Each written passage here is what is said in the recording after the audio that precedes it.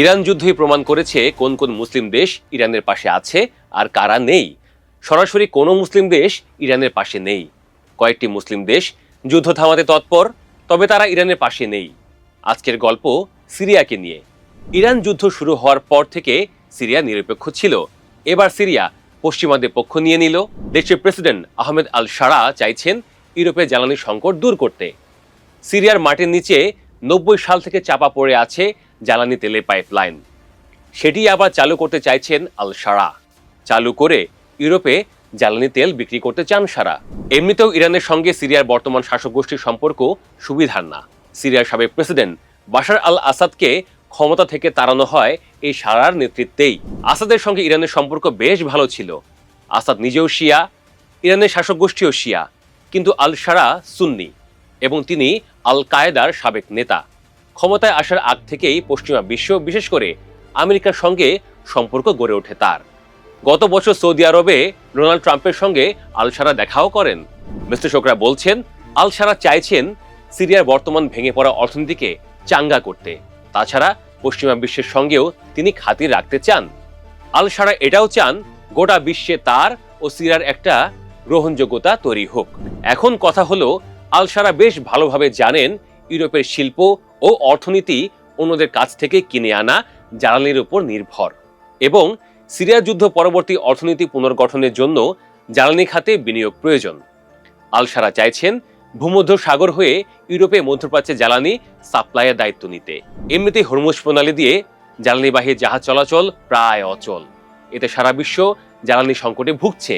আর ইউরোপের শিল্প বিকশিত বলে তারা জ্বালানি নির্ভর। এই সুযোগটাই কাজে লাগাতে চাইছেন আহমেদ আল শারা। কিন্তু মাটির নিচে এত বছর চাপা পড়া পাইপলাইন কিভাবে উদ্ধার করবেন শারা?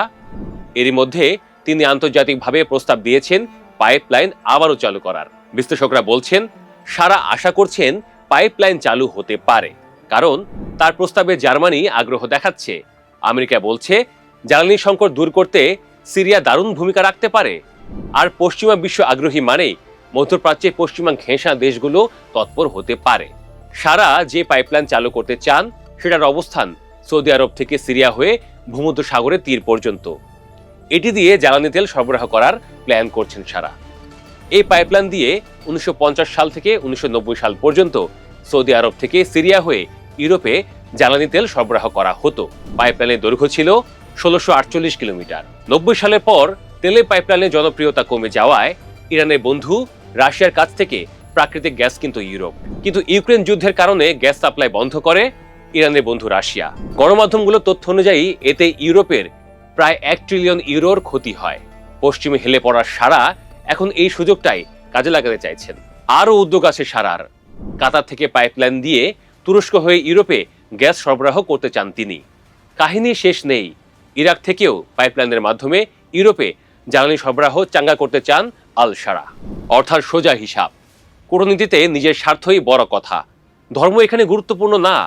শুরুতেই বলা হয়েছে, আবারও বলা হচ্ছে, আহমেদ আল শারা নিজের ভাবমূর্তি উজ্জ্বল করতে উঠে পড়ে লেগেছেন। এমনিতে তিনি অনেকের কাছে সমালোচিত, বিতর্কিত, নিন্দিত। তিনি ভাবছেন নিজের অর্থনীতি চাঙ্গা করতে পশ্চিমাদের সঙ্গে সখ্য করাই ভালো। এতে সারা বিশ্বেও একটা ওজন নিয়ে চলা যায়।